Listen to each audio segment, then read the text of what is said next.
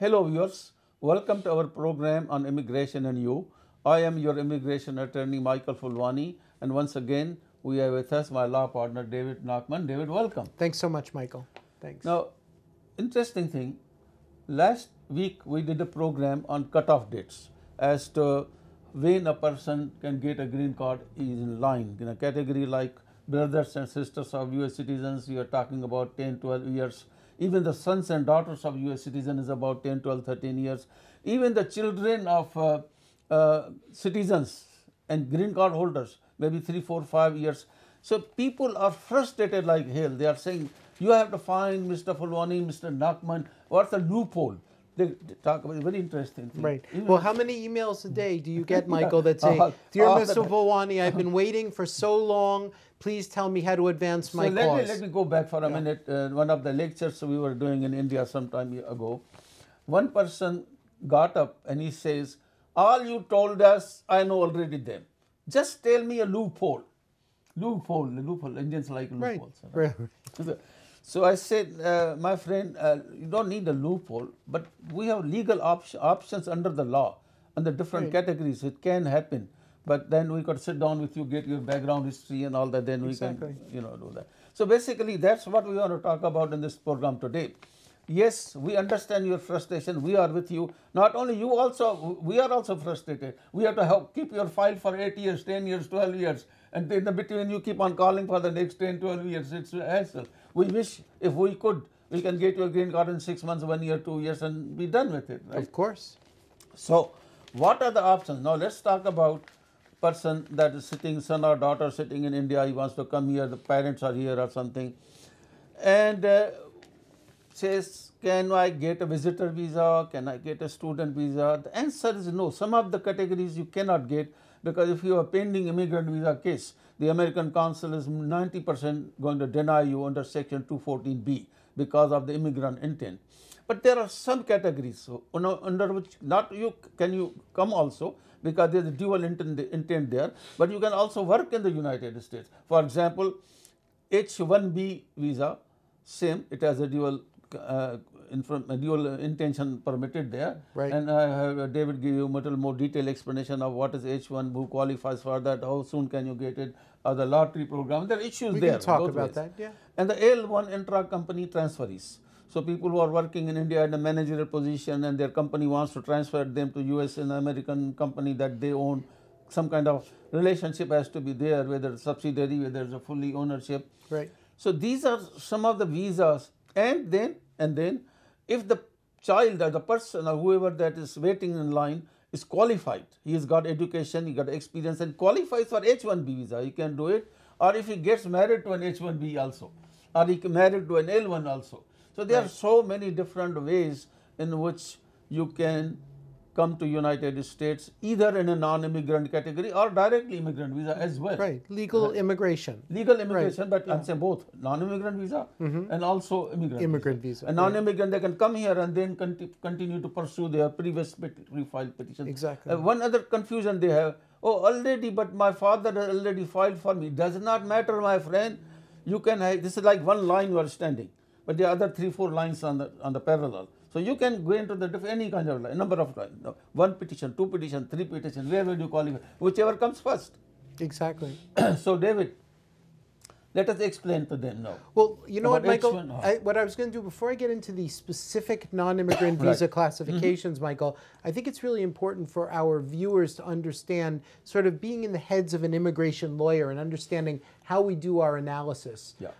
What we often do is when a person either calls us or sends us an email or comes to see us, they say, what are my options? And so Michael and I, being obviously well-seasoned immigration lawyers in the area, we know that the analysis is what we call first we get the complete background, detail, education, experience, family members. Everything. Right, exactly. But basically what we do is we go through what are called the ABCs of immigration law. And it's called the alphabet soup. And there are about 26 different categories. They're very easy for us to remember because if you learn the American alphabet, or the English alphabet, you know. So A's, for example, I'm just going to go through a few of them. A's are for ambassadors, B's are for visitors or business visitors, C's are for individuals in transit, D's are for crewmen, E's are for investors, F's are for international students, G's are for individuals who work for the United Nations, H's are for professionals, I's are for media representatives, and so on. And it goes through the whole alphabet, and each one of those letters is assigned to a visa classification that gives an individual a particular period of time in which they're allowed to be in the United States and for doing a particular thing.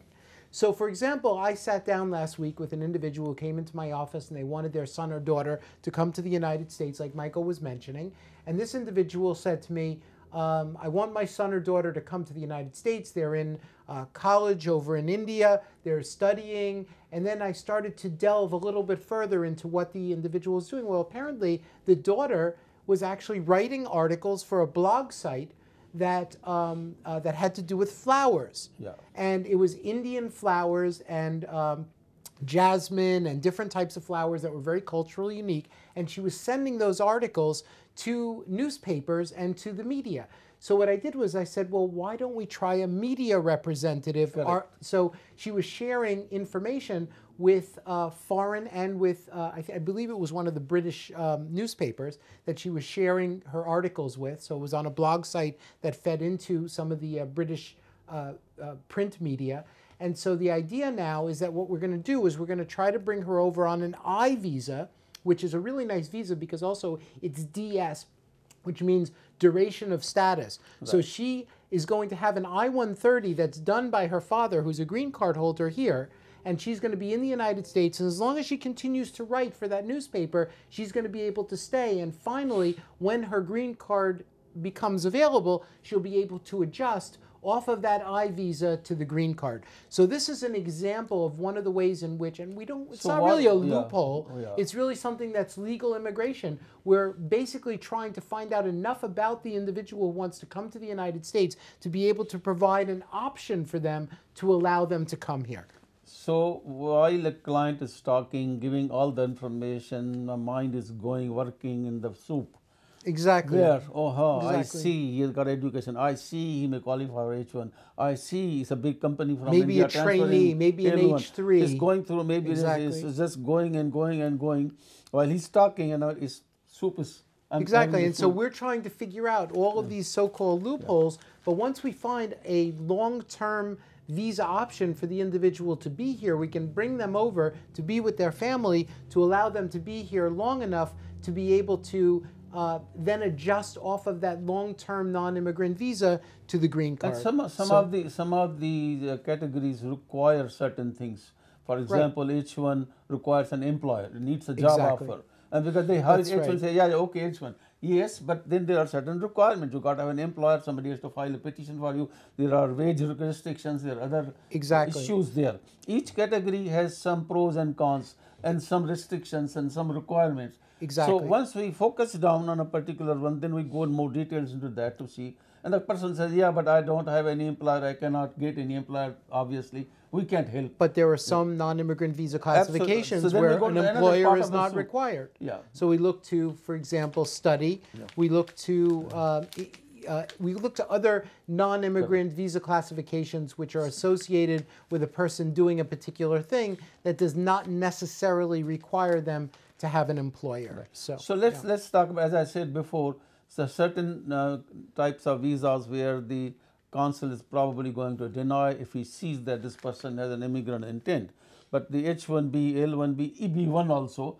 Right. Let's talk about one category first. Let's talk about H1, L1, EB1. Okay, so we'll talk about the H1, and the H1 is very timely because we've done, actually, Michael and Rabindra Singh and I have done several articles recently about the H1B because we're coming into what's called H1B season. So we want to let our viewers know that now is the time to start preparing your documentation for the H1B filing if you have a CAP case. CAP case, I mean a case which is a for-profit organization. If you have a not-for-profit organization that's doing research, or you have an academic institution, or you fall into some other category, then the case may be CAP exempt, and you don't have to wait until April 1st to submit your H-1B. But assume it's a CAP case. We're going to be preparing H-1B filings from now until the end of March. What it requires first is the filing with the Department of Labor. It's an LCA, a labor condition application form, Form ETA 9035, which basically just confirms that the individual is not being paid a wage that is different from that which is being paid to a comparable U.S. worker. So the idea behind the H-1B is that we're not hiring workers that are going to displace U.S. workers. So that's what the LCA is about.